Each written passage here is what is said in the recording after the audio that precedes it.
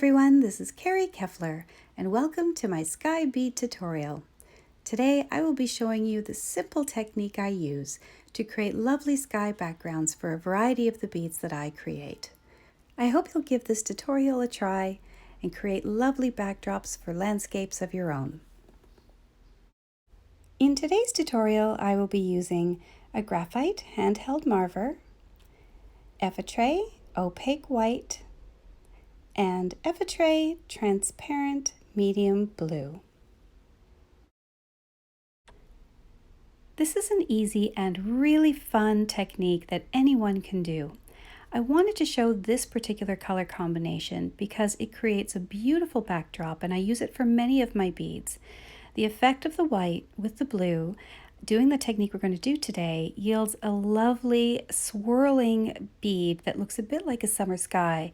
So I'll use it a lot when I create beads with landscapes and as a background for some of my beads with birds as well. I'm starting off by creating a gather and just putting that initial footprint of glass on the mandrel. I start with a fairly small footprint and then take my marver and very gently marver it so that all of the bubbles come to the surface and they're eliminated right away. That helps prevent bubbles from appearing in the surface of your bead later on. For this particular bead, for demonstration purposes, I'm making it somewhat smaller than I normally do. We won't be applying any surface decor to this particular bead. This is just to show you a color blending and swirling effect that you can use either on its own or as a background for other designs you may want to do later on. I'm still just working on that footprint of white though, and making sure that I have enough glass on my ends. And I do this so that I don't have pointy ends to deal with later on in the bead.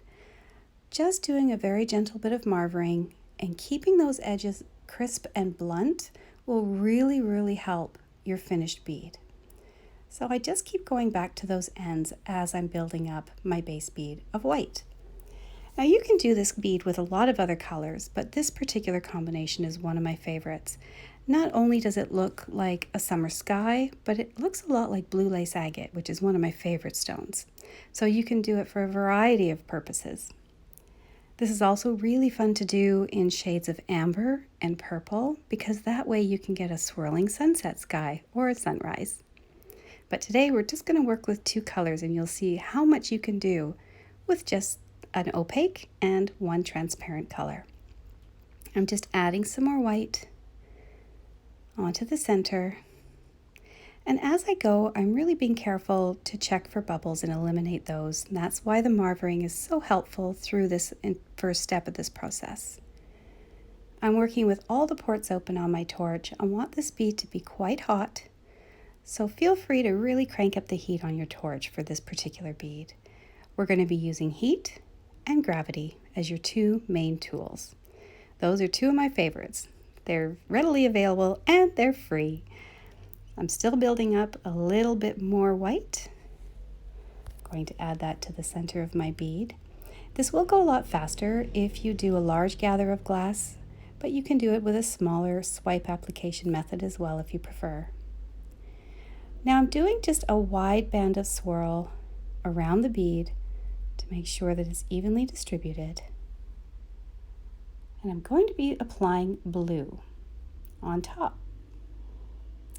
I want to make sure that that's nicely formed, that there's no bubbles. And while I'm doing that, I'm heating up my rod of transparent glass in the upper part of the flame. If you heat your rod in the upper part of the flame, it does help prevent popping and cracking of your rod. So it's so much easier than if you just put it right in the very center of your flame. So starting off with the ends, as I always do, I'm applying a little bit of that blue glass to the white. It doesn't need to be a lot, but that transparent is nice and stiff and it will help anchor your ends. Giving that some heat, coming in with my marver, and just touching up those ends again. The more you do that through the building up of the base of your bead, the happier you're going to be with your end result. These are just some of the little tricks that I do every time I make a bead. Always working on those ends. So now I'm coming back in and applying more blue. This is a medium blue transparent. It looks lovely with lighter blue or darker blue, but the medium blue is my personal favorite. Now I do this as a swipe application rather than a really large gather of glass. And the purpose for this is so that I can leave some white in between. The goal of this bead is to create a striated effect.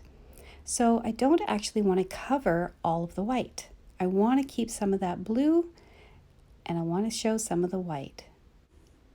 So for this whole process, I'm going to be just continually adding more blue over the surface.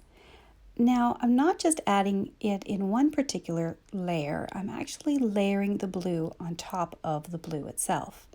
The deeper you go with your layers, the deeper the color will be in certain areas.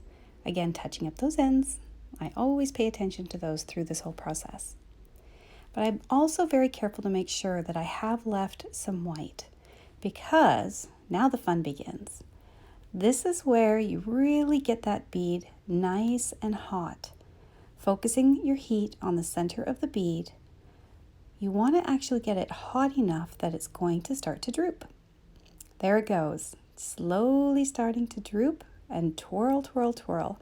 You want to make sure that you really keep that bead in motion. I'll stop it periodically to show you just how much it's drooping, but you also want to be very careful not to let it melt right off your mandrel because it's really easy to do. I'm also using gravity to go up and down with my mandrel and have the glass pull to the left and then pull to the right and then back to the center again. And the reason for this is to get a nice swirl effect. What's going to happen is the white and the blue are going to swirl against each other, but they're also going to swirl over top of one another. It's going to give you a lot of depth to your bead. Of course, when you do make your bead super, super hot like this, your ends might go a little bit pointy again, so we want to touch those up as well. Now, as I'm marvering it, you can really start to see the pattern. I absolutely love the way this looks. It's always a surprise every time I do it. And to me, it just looks so beautiful, just like soft striated clouds in the sky. Again, going back to those ends. I know I sound like a broken record, but those ends are very important. Now for this particular bead, I wasn't terribly concerned with making it any particular shape. My goal is just to show you how easy it is to take two colors and create a really beautiful bead. This would look absolutely lovely as a round bead, as an oblong. You could make it a barrel shape. You can really do any shape you want to. For this demo, I'm going to flatten the bead so that you really can see the full effect of the pattern that we've created. But really, you can use a press. You could have all sorts of fun with experimenting with different shapes for this particular bead. Now I'm just pressing it on my tabletop. I have a slate tile there, so it works great as a press. Using my marver, I've flattened that just so that you can really see the pattern. Now that I've pressed the bead, I'm making sure that I give it lots of heat in the flame. I tend to press my beads on rather the flat side, so I want to make sure there's enough heat in there so that they don't crack. Just coming in with my marver and touching up the sides, making sure that it's nicely heated throughout. And this is just the shape that I got because that's the way it turned out when I pressed it. There's no particular goal in mind other than to flatten it so that you can see what the finished pattern is going to be. And there you have it. If you enjoyed this tutorial, please let me know.